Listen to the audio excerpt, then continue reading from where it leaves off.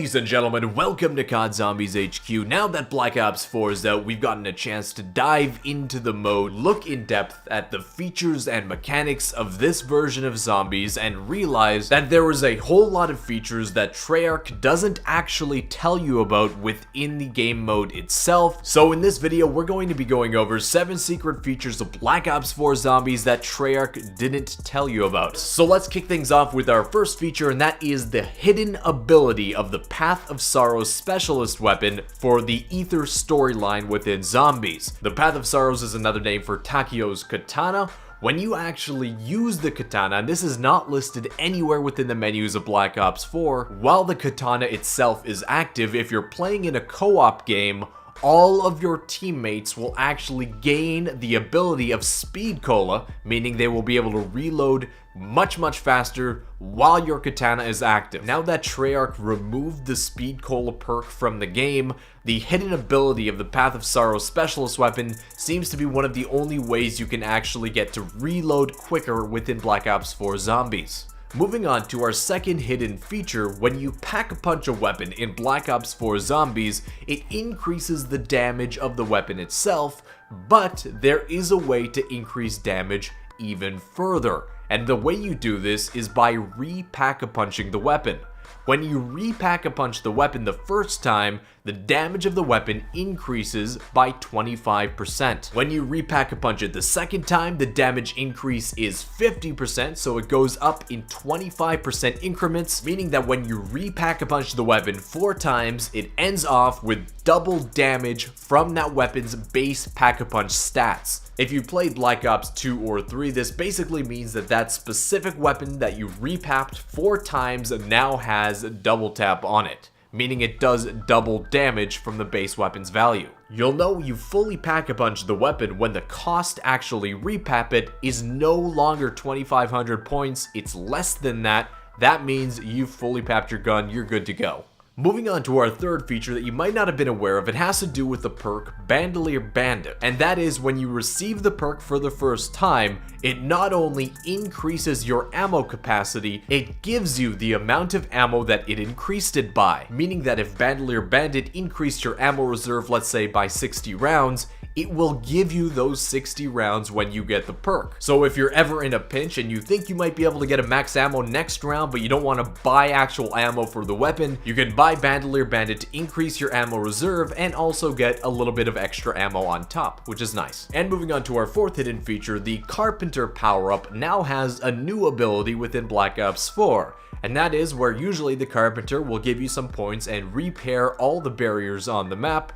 It now also repairs your shield. The shield itself now costs 1,000 points if you want to pick it up once it's broken or repair it, meaning the Carpenter power-up now has even more value. It'll repair your shield to full health, meaning you won't have to spend that extra 1,000 points to go and repair it manually. And moving on to our fifth feature, which I think should be really emphasized in this game, where you only have 3 hits to go down. The only way you can really get more health within Black Ops 4 is with something called armor. Now there's only 2 ways we know right now that you can get armor within Black Ops 4. The first method is by using your specialist weapon. Using your specialist weapon grants you half armor when you initially use it, meaning that you can tank, I believe it's 2 extra hits from zombies while you're using your specialist. You can see the armor appear above your health in the bottom left-hand corner of your screen. It's that small blue bar, and then you can also see that there's actually an armor icon that appears beside it.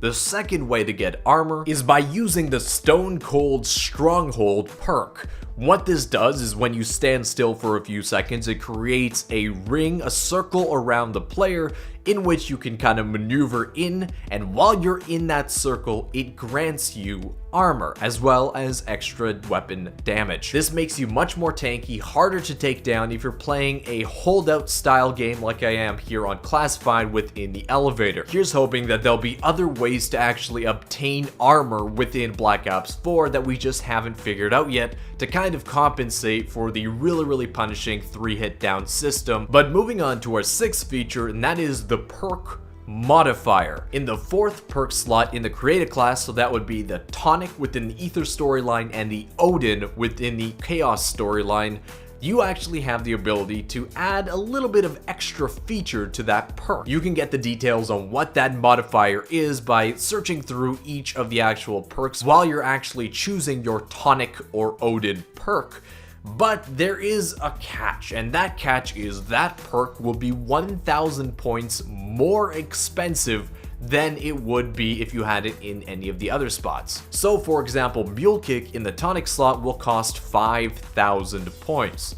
Now, there is another catch on top of that. The modifier only becomes active when you have all 4 perks on the map. So when you're strategizing for what perks you want to put where, generally the tonic or Odin perk is something that you're going to actually grab later in the game. It's going to be the last perk you grab. That way you have the effect of the modifier and you can afford its increased price tag. And finishing things up with our 7th hidden feature, it's something that we've been asking Treyarch for a long time, and that is something to identify which weapon is our Mule Kick weapon. Well, they've added that now. You can see specifically when you're on your Mule Kick weapon, the Mule Kick perk symbol will appear above it, and the 3rd bar signifying your weapons will light up. That is your 3rd weapon connected with Mule Kick, so if you go down, you know this is the weapon I'm going to lose. But that wraps up today's video, guys. If you enjoyed it, learned something new, definitely hit that thumbs up button down below. Subscribe to the channel if you haven't already. I'd love to know if you guys found any kind of hidden tips, tricks, or secrets that you want to list down in the comments. I'm going to be looking through them, favoriting the ones that I think are beneficial so that we can all learn and get better at this game together, because God knows it's not hard enough already. But I want to thank you very much for watching, and I'll see you with another Black Ops 4 Zombies video, damn it's good to say that, tomorrow. Peace!